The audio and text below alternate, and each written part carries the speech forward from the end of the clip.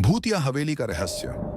रवि और उसके दोस्त अक्सर एडवेंचर के शौकीन थे। इस बार उन्होंने एक ऐसी जगह जाने की ठानी जिसके बारे में गांव वाले डर से बात भी नहीं करना चाहते थे।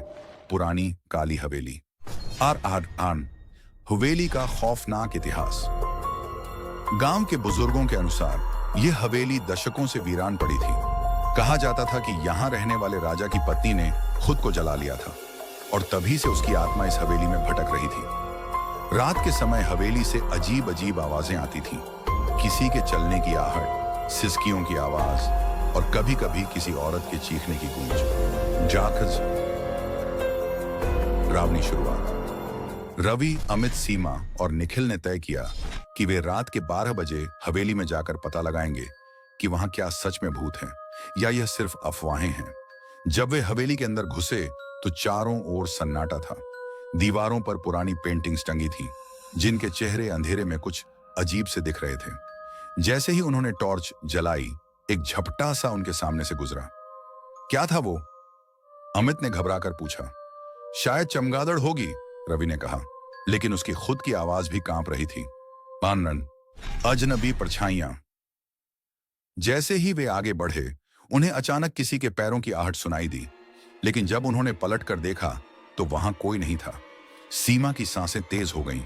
तभी एक खिड़की अपने आप जोर से बंद हो गई और हवेली के अंदर अंधेरा छा गया। अब सभी को एहसास हुआ कि कुछ तो बहुत गलत हो रहा था। उसमें एक साया दिखा, एक औरत सफेद साड़ी में, जिसके लंबे बाल चेहरे पर लटके हुए थे। उसकी आंखें पूरी काली थीं और वह धीरे धीरे उनकी ओर बढ़ रही थी। सीमा डर के मारे चिल्लाई, भागो! चारों भागने लगे, लेकिन दरवाजा अपने आप बंद हो चुका था। हवेली के अंदर ठंडी हवा चलने लगी और ऐसा लगा जैसे कोई उन पर फुसफुसाकर हंस रहा हो। अरुणाम, भूत का राज है मान। रवि हिम्मत करके बगल वाले कमरे में घुसा और वहां उसे एक पुरानी डायरी मिली। डायरी के पन्नों को पलटते ही उसने जाना कि हवेली की मालकिन रानी सुरेखा को उसके पति ने धोखा दिया था और उसे जिंदा जला दिया था। तभी से उसकी आत्मा इस हवेली में कैद थी। रवि ने जोर से कहा, हम तुम्हें कष्ट देने नहीं आए, हम सिर्फ सच जानना चाहते हैं। तभी अचानक वह आत्मा एक भयंकर चीख के साथ उनके सामने प्रकट हुई।